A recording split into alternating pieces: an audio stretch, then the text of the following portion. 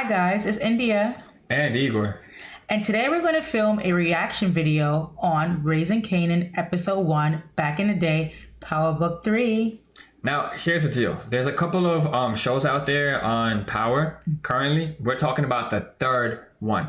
Now, if you haven't watched anything, let's do a quick rundown. Basically, the show centers around two main characters, a mom and a son, who are both, well, the mom is in the drug business. The son, you're going to find more about him. His name is Kanan. And basically, the mom is trying to figure out, like, what she's trying to do with the drug business. Can she handle it? Can she continue raising her son and keep him out of the situation? So it's a lot of drama centering around the mom and the son. Okay, so since you just broke it down for the people a little bit, what was one thing you liked about the show? So we're going to have a segment called Liked It, Hated It. And since this is the first episode, we don't really want to have a hated it part because obviously it's just getting started. So what's one thing you really liked about the show? Liked it or hated it. One thing that I liked about the show. What was that? What you mean? We're making some epic theme songs. Okay. Basically, one thing I thought was really, really cool and big props to you stars out there. Well, not to you stars, but to stars, is basically take a look at Power. Take a look at Power, the original series, and look at Kanan's son, Sean. What you're going to notice is in this series, where they show Kanan young, and he actually looks like Sean, which makes sense because Sean was young in Power and this is young Kanan, so they should look alike. It makes sense. He also kind of looks like, if you think about it, 50 Cent. He even has that little devilish eyebrow and the round face, so I can see that as well. And the mannerism. So props to you, the person who's acting as Kanan. Yo, props to you, my man. So what I liked about the show, so let me tell you. So I really like how it made me feel like I was back in 1991. Like I was 5-6-year-old India. Like from the door knockers, those are earrings if you guys don't know. The music, the fashion, everything was authentic. It was on point.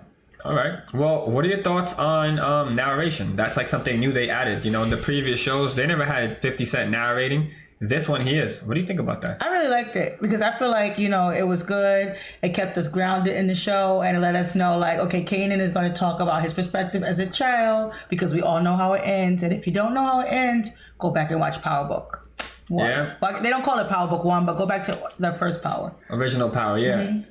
In my opinion, I think it's necessary in some parts because you don't know if you haven't lived in that neighborhood and you haven't lived this life, you wouldn't really know what's going on. So I think it's necessary, and it's helpful so that you don't have to rewatch the series a million times to really catch everything. But I feel like some things were unnecessary, and it might just be a really minor point. But there was a moment where 50 Cent tells us, "Oh, mind your business. Y'all should have known this anyway." Well, yeah, but then later on, Kanan is talking to his mom and he's like, "Oh yeah, I know you guys are talking in code." So it's yeah, you see how smart I am? So basically it's kind of we know you're talking in code. I don't know. I just feel like that one line wasn't necessary. I don't know. I disagree. I like the narration throughout because it makes us think about okay, where is the story heading? It's a literary device. It makes me think about The Coldest Winter Ever and how she did the same thing in her book. All right. Shout out to Sister Soldier. What do you guys think? Let us know in the comment section below. Is the commentary too much or it's just on point? What do you guys think? Are you team India or team this guy? Team this guy, team Igor right here. Okay, so we talked about that. Now I have a question for you. What's up? So we were watching the show and we've seen this theme such as in Belly, Paid in Full, New Jack City, and the other Power stories. Can you have love? And well, I didn't even finish the question. Okay, go ahead. Can you have love and success? Success? Success? Yes.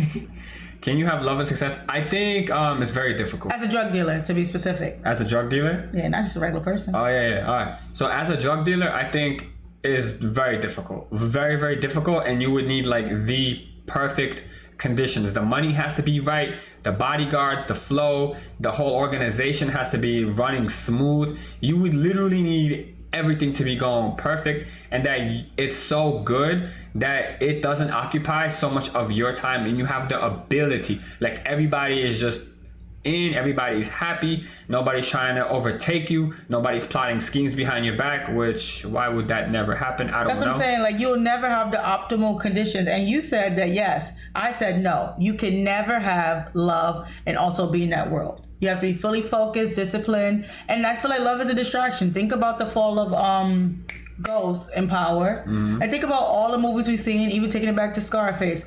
When you have someone that's that powerful, right, and people can see that you love someone, that's a weakness. They can smell it. What do you guys think?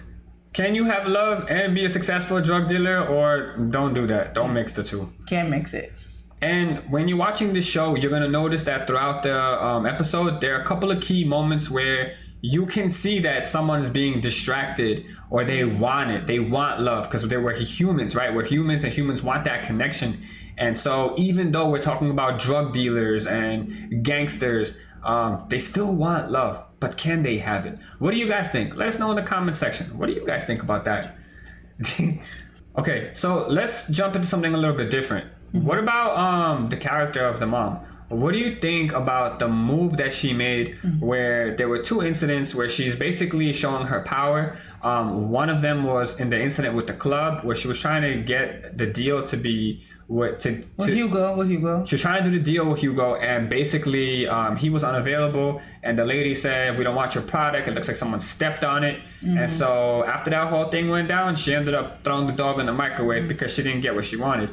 R.I.P. dog. Yeah, R.I.P. Versus the situation with her and the other gangster, the other drug dealer, and every single time, they have some kind of conflict, she tries to peacefully resolve it. Why do you think in one situation she went all in and threw the dog in the microwave, and in the other situation she was just kind of like, all right, let me see what we can do? Well, I personally feel like she was like flexing her muscle with the female, whatever her name is. I don't even know if they gave her a name. She was trying to flex her muscle with the lady in the club, and she's trying to maintain peace with the other guy who has territories, because obviously she doesn't want war. It seemed like I'm inferring from his conversation, he has the soldiers, he has the resources, and people are already questioning her power. And she also has to deal with her son, and it also seems like I think her two brothers, they don't seem to be the most helpful and always on point. Someone was even shot in a hospital bed at some point. So I think she's trying to keep the peace, but in that instance with the at the club, she has nothing really to lose, but she can scare the female into going to Hugo to say, like, we got to keep working with this lady, Okay, so you think, like, weighing the pros and cons, if she were to act like that with the other guy who has soldiers, lose. There's no winning. But with this lady, what's the worst that could happen? Yeah, I don't know. The lady's gonna complain, and then the guy might kick her out. Like, we don't know what the relationship with this lady and this guy is anyway. He might just not care what she says.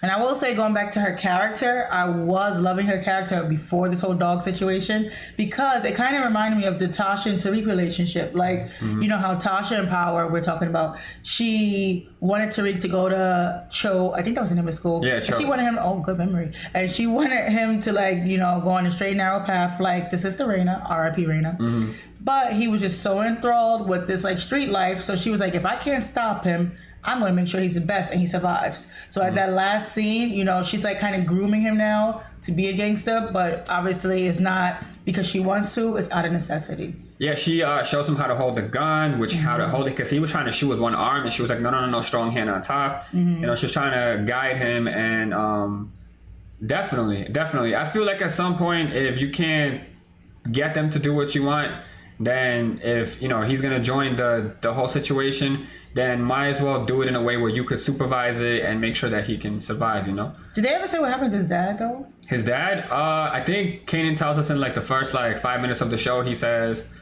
this guy's gonna be dead in a year.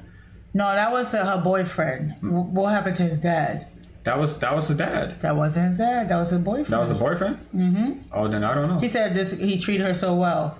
And he was sure that wasn't the dad? Yeah, he was talking about how he treated so well. So guys, if I don't remember what happened to the dad. If it's mentioned, maybe we just missed it. I'm not going to really ask him more because he just likes to kill people off. So guys, thank you for joining us today. We'll be back for episode 2 next week. If you like what you saw, hit that like button and subscribe. All right, because we're going to be doing a lot of TV shows like this one, other juicy dramas. So if you want to listen to what we got to say on the show, stick around for more. Bye, guys. Take care, everybody.